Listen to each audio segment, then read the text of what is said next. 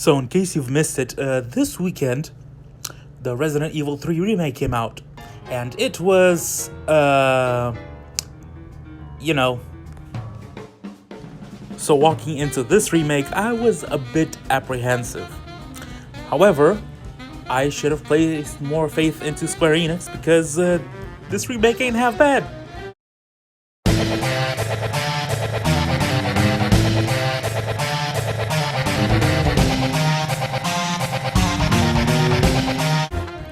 So before I get into what I didn't like, I first want to tell you what I did like, which was kind of a lot of things. So first, let's get this out of the way. Game looks great, right? Looks pretty stunning, not gonna lie. One of the best looking games I've seen on the PS4 or whatever the hell I played it on. And it also sounds great. They remixed a whole bunch of the music that was in the original. And Nobuo Uematsu, I'm hearing, came back as the composer, so you best know that it's gonna be good, boys. So I also really like the combat in this game because it is fluid as all hell, right? It kind of reminds me, the best thing I could compare it to is probably Kingdom Hearts or maybe DMC, but with a lot more steps added into it because enemies can like blow you back and stuff like that. You need to stagger enemies in order to damage them correctly. It's a whole thing, you know.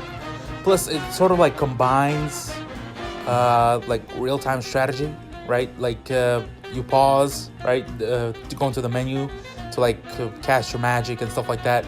But while this is going on, you can also like, you know, fight the enemies in real time. I don't know, it's kind of weird to explain, but it is like a very fun system.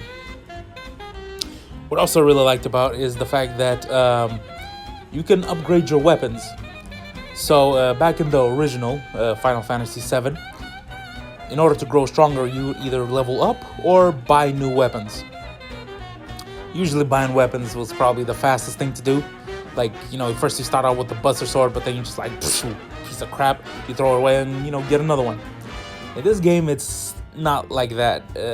It's more like you get a weapon, like a small amount of weapons, and then you sort of like level them up. As your character levels up, you get points, and then you put your points into the sword to make it stronger. So by the end of the game, you could just like, you know, steamroll through the whole game with just a Buster Sword, which I kind of appreciate. It sort of reminds me of the Final Fantasy VIII.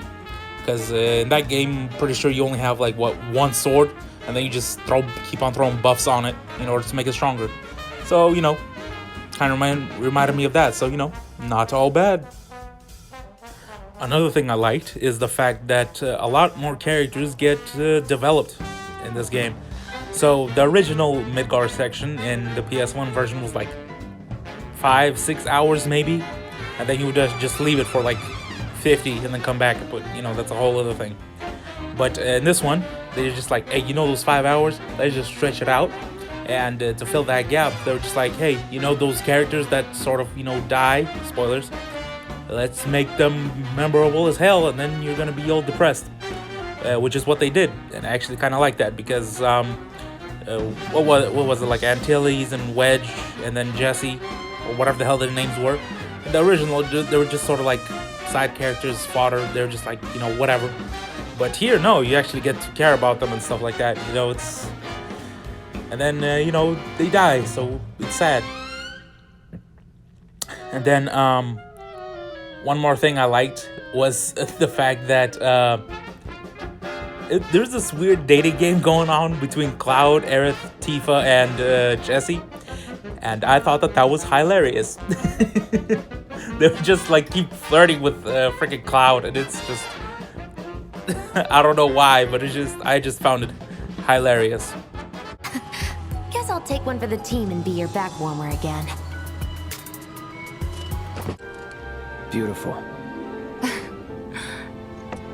I gotta go.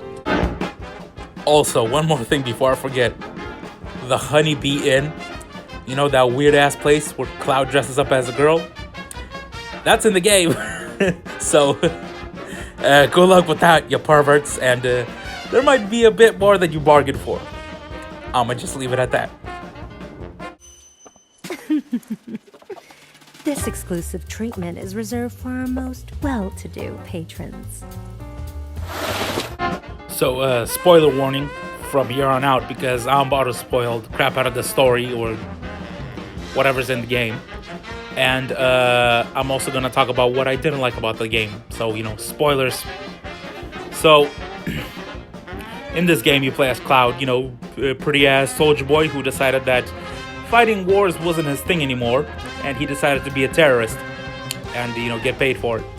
So he joined up with Tifa and Barrett and all those dudes, and then you proceed to go and blow up a nuclear reactor. After which, a whole bunch of other stuff happens. You get arrested, you get thrown into like this one laboratory, you meet Red 13, blah blah blah. And then by the end of it, another spoilery thing happens.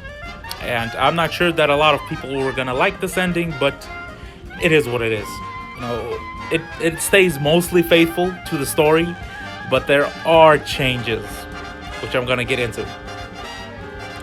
So, first thing, and the most important thing that I didn't like about this game is the pacing. The pacing in this game is like atrocious. Alright? This is the biggest issue I have with this game. Because, like I said, in the PS1 version, it's like 5 hours, And it's just go, go, go, go, go the whole time. So, it stays fresh and stuff like that. Not so in this game, because they're just like, hey, let's just stretch out like 5 hours into 30. And then you get like, I don't know. It's just so much padding, so much stuff you need to do. It's just, it kind of gets on your nerves for a little bit, not gonna lie, because you would, like, something would happen, like you're walking down and then like a character falls through the floor and they're just like, oh, I gotta go rescue them. And they just keep padding it and stuff like that, and it's just hella annoying to deal with, and it just kills the pacing so bad. That's just my biggest issue with it. So, in addition to that, they added a crap ton of filler. Like, there's like so many side quests, and not fun side quests like go fight this dude or something like that. There's like stupid ass side quests. It's just like, oh, my cat got stuck up in a tree, go rescue him, or like my daughter fell down a well, or those weird ass side quests that nobody wants to do. It's a whole bunch of that. So how your max party size is only 3 characters? This is kind of an issue, and it was kind of an issue with Final Fantasy VIII as well. And that is the fact that you have to keep on shifting items and like materia, which is sort of magic, I guess, between the characters, and it's kind of troublesome. It gets kind of annoying.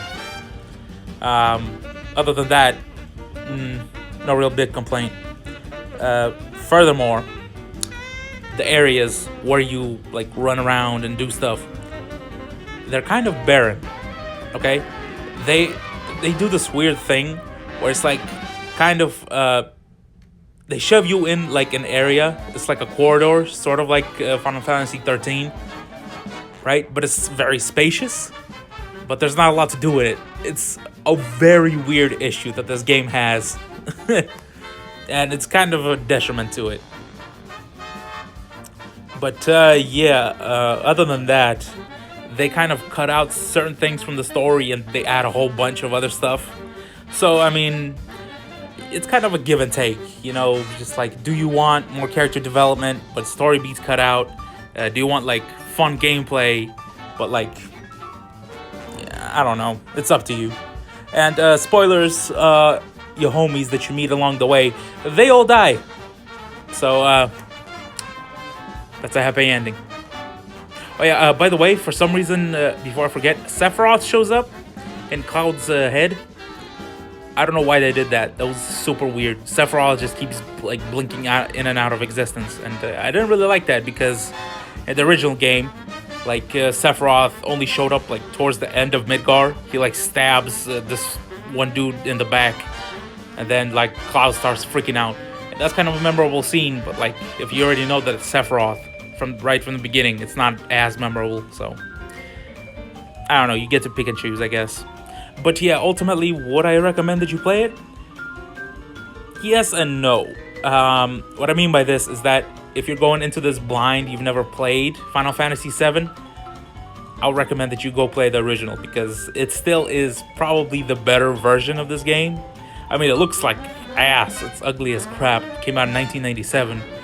But pacing wise and stuff like that, it's a lot better, you know. It's a lot faster and it's, I don't know, I'll recommend that.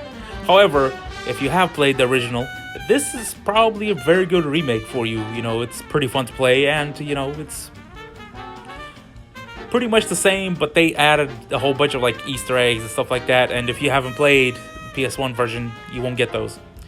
So yeah, it's all up to you. Do you want to play it or not? So, you know, if you have the nostalgia, if you got the nostalgia goggles, go ahead. If you don't, is it worth $60?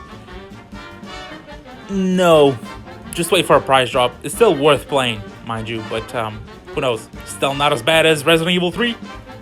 Goodbye.